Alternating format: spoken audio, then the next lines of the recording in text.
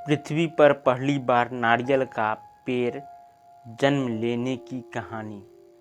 बहुत समय पहले सत्यव्रत नाम के एक राजा राज करते थे। राजा सत्यव्रत प्रतिदिन पूजा पाठ किया करते थे। उनके पास किसी भी वस्तु की कमी नहीं थी। वह धन दौलत से तथा हर प्रकार की सुविधा से परिपूर्ण थे। इसके अलावा भी राजा सत्यव्रत की एक इच्छा थी जिसे वह पूरा करना चाहते थे। राजा सत्यव्रत को स्वर्गलोक जाने की इच्छा थी। वह अपने जीवन में एक बार स्वर्गलोक को देखना चाहते थे, लेकिन उन्हें इसका रास्ता पता नहीं था। दूसरी ओर ऋषि विश्वामित्र अपनी तपस्या करने के लिए घर से बाहर निकले। चलते चलते वह अपनी कुटिया से बहुत दूर चले गए थे।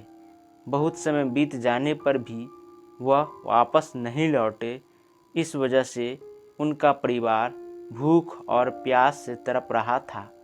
राजा सत्यव्रत को जब इस बारे में पता चला कि ऋषि विश्वामित्र का परिवार भूखा है, तो राजा सत्यव्रत ने ऋषि विश्वामित्र के परिवार के लोगों का भरण पोषण की जिम्मेदारी अपने कंधों पर ले ली।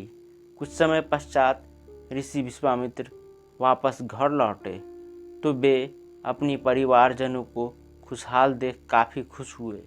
तब ऋषि विश्वामित्र ने अपने परिवार वालों से पूछा कि उनके न रहने पर किसने उन लोगों की देखभाल की। इस पर ऋषि विश्वामित्र के परिवार वाल के लोगों ने बताया कि राजा सत्यव्रत ने उन लोगों के भरण पोषण की जिम्मेदारी ली थी। यह बात सुनकर विश्वामित्र उसी समय राजा सत्यव्रत के राजमहल पहुंचकर राजा सत्यव्रत से भेंट की और राजा सत्यव्रत को धन्यवाद किया और राजा सत्यव्रत से अपनी कोई वर मांगने को कहा। इस पर राजा सत्यव्रत ने ऋषि विश्वामित्र से कहा कि हे ऋषिवर, मेरी परम इच्छा है कि एक बार स्वर्गलोक का दर्शन कर आऊं। और राजा सत्यव्रत ने ऋषि विश्वामित्र से अपनी इच्छा पूर्ण होने का आशीर्वाद मांगा। राजा सत्यव्रत की बात सुनकर ऋषि विश्वामित्र ने इच्छा पूर्ण होने का वरदान दिया और स्वर्गलोक तक मार्ग बनाने में जुट गए। मार्ग बन जाने के बाद राजा सत्यव्रत बहुत खुश हुए और स्वर्गलोक की ओर चल पड़े और स्वर्गलोक पहुंच गए। स्वर्गलोक पहुंचने पर देवेंद्र ने राजा सत्यव्रत को स्वर्गलोक से नीचे धक्का दे दिया, जिसके कारण वे सीधे पृथ्वीलोक पर जा गिरे। राजा सत्यव्रत ने सारा वृत्तांत ऋषि विश्वामित्र को सुनाई। राजा की बातों को सुनकर ऋषि विश्वामित्र को गुस्सा आ गया और वे गुस्सा से आग बबूला हो उठे। तभी देवगण ऋषि विश्वामित्र के समक्ष प्रस्तुत हुए और उनके गुस्से को शांत कराया।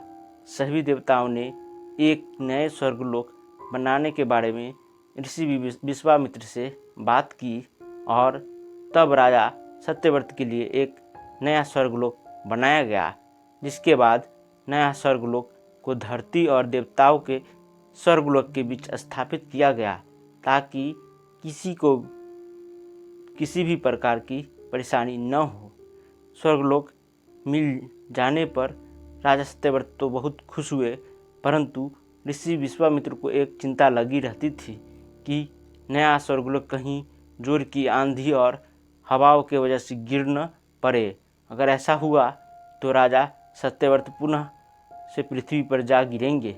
बहुत सोचने विचारने के बाद ऋषि विश्वामित्र को एक तरकीब सूझा। ऋषि विश्वामित्र ने नए स्वर्गलोक के नीचे एक बहुत बड़ा खंभा लगा दिया, ताकि नए स्वर्गलोक को सहारा मिल सके।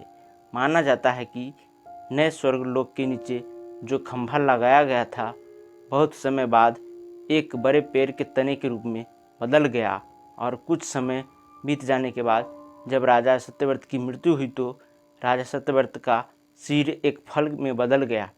उसी समय से इस खंभे को नारियल का पेड़ कहा जाने लगा और राजा सत्यव्रत का सिर नारियल के फल के रूप में जाना गया। अगर यह कहानी आपको अच्छी लगती है तो कृपया चैनल को लाइक, शेयर और सब्सक्राइब जरूर करें। धन्यवाद।